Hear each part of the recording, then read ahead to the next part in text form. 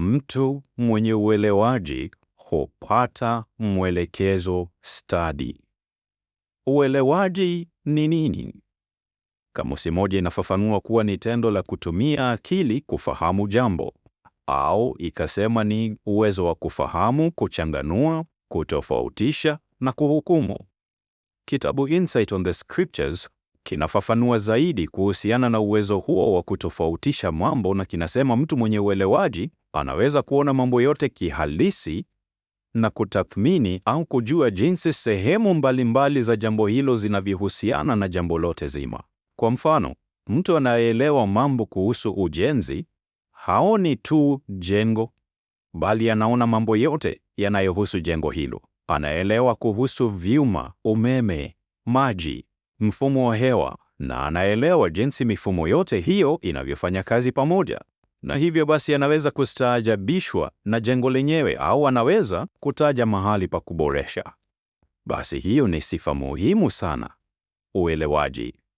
Hivyo basi, kwa nini mtu mwenye uelewaji ahitaji kupata mwelekezo stadi?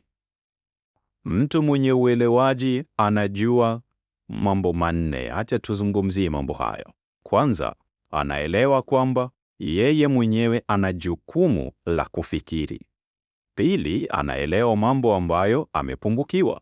Tatu, anaelewa kile ambacho Yehova anaweza kumpa, na pia anaelewa kile ambacho wengine wanaweza kumpa. Tuzungumzie mambo hayo. Tafadhali fungua Marko sura ya 12. Hapa Yesu ametoka kumwelezea mmoja wa waandishi ni amri gani kuu katika sheria yote. Ona jinsi mwandishi huyu anavyosema kwenye mstari wa 33. Na kumpenda Mungu kwa moyo wote, na kwa uelewaji wote, na kwa nguvu zote. Na pia mtu kumpenda jirani yake kama anavyojipenda mwenyewe ni bora kuliko matoleo yote mazima ya kuteketezwa na dhabihu. Naam, Yehova anatutarajia tutumie ubongo wetu na pia tutumie dhamiri zetu, tumtolee utumishi mtakatifu pamoja na nguvu zetu za kufikiri, kama Waroma 12:1 inavyosema. Kwa hiyo mtu mwenye uelewaji hawatarajii wengine wafikiri kwa niaba yake. Hiyo si ndiyo sababu ambayo anatafuta mwelekezo stadi.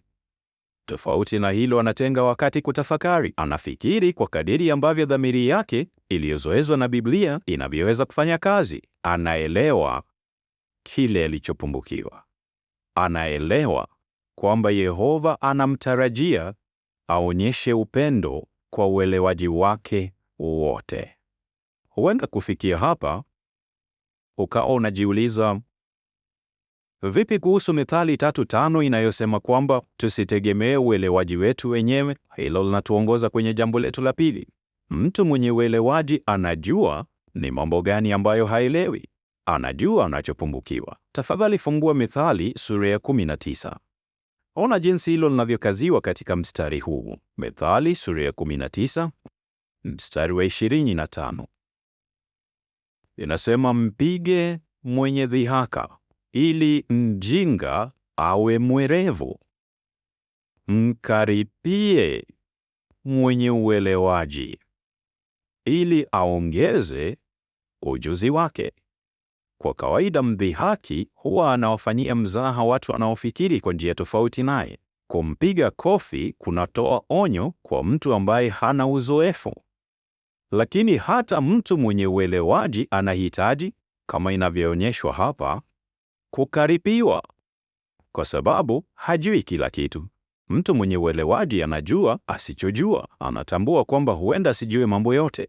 Anajua huenda asielewe hali zote zinazohusika. Hajaona mambo ambayo wenzake wameona, na pia vile hawezi kusoma mioyo. Kwa hiyo anahitaji nini? Mwelekezo stadi. Methali 11:14 inasema, mwelekezo stadi unapokosekana, watu huanguka, lakini washauri wengi huleta mafanikio. Sisi sote tunapaswa kufikiria hilo kwa makini, iwe tumempigia simu au tunaandika barua kwa mtu fulani, au kwa baraza la wazee au idara nyingine Betheli, ofisi nyingine ya tawi, au akina ndugu kwa ujumla. Badala ya kuwahukumu, kazia sifa zao nzuri. Zingatia kwamba wana akili, uzoefu, hali nzuri ya kiroho. Omba msaada kutoka kwa wale ambao wameona mambo kama wale utakaozungumza nao. Jipatie mwelekezo stadi. Mbali na hilo, ona inachosema kwenye sura 21 mstari wa 2. Methali 21:2. Kwa sababu sisi si wakamilifu, nyakati nyingine hata tujui jinsi maoni yetu yamepungukiwa na jinsi wengine wanavyoyaona. Basi hapa inasema, njia zote za mwanadamu huonekana kuwa sawa machoni pake, lakini Yehova huichunguza mioyo. Na hilo linatuleta kwenye jambo la tatu. Mtu mwenye uelewaji anajua kile ambacho Yehova anaweza kumpa. Tukijua kwamba hatuna hekima, jambo la kwanza ambalo tunapaswa kufanya ni lile limeandikwa kwenye Yakobo 1:5. Ikiwa yeyote kati yenu anakosa hekima, na aendelee kumwomba Mungu, kwa maana yeye huwapa wote kwa ukarimu na bila kushutumu. Uelewaji una chanzo. Chanzo cha uelewaji ni nini? Swali hilo linaulizwa mara 2 katika Ayubu 28. Na basi sura hiyo inamalizia kwa kusema hivi kwamba kumwogopa Yehova, hiyo ndiyo hekima, na kuepuka uovu ni uelewaji. Mtunga Zaburi aliimba hivi: kufunuliwa kwa maneno yako huleta nuru na humpa uelewaji mtu asiye na uzoefu. Zaburi 119 mstari wa 130. Na pia hatupaswi kusahau jambo ambalo Yehova alimfanyia Bezaleli. Yehova anaweza kutuongezea uelewaji kwa kutumia Roho yake Takatifu, na hata hatustahilishe kuwafundisha wengine. Kwa hiyo tunategemea hekima ya Yehova. Uwe makini, usiwahi kujidanganya eti ingawa Biblia inapendeza sana, kuna hali ambapo haiwezi kutumika. Yesu alisema neno la Mungu ni kweli. Tutazungumzia hilo sasa hivi. Lakini Biblia inatueleza pia kwamba inafaa tujifunze kutoka kwa wataalamu. Ndilo jambo la 4. Mtu mwenye uelewaji anaelewa mambo ambayo wengine wanaweza kumpa. Ayubu 12:12 inasema, je, hekima ipatikani miongoni mwa waliozeeka? Na je, uelewaji hauji kwa sababu ya kuishi muda mrefu? Kila mmoja anahitaji kujiuliza, je, nimezungumza na wenye umri mkubwa? Je, mimi hushirikiana nao kwa kawaida? Ikiwa sivyo, je, kuna kitu ninachokosa? Namna gani watu walio na uzoefu katika mambo ya uchumi, magari, ujenzi, usanii, lugha, uandishi, muziki au mambo mengine mengi? Je, ni kosa kuomba mwelekezo stadi kutoka kwa wataalamu kama hao? Hapana. Mtu mwenye uelewaji hupata mwelekezo stadi. Nyakati cha kwanza 25 inataja kuhusu wanamuziki waliozoezwa, wenye ustadi, na neno hilo katika Kiebrania ndilo neno lile lile linalotafsiriwa uelewaji.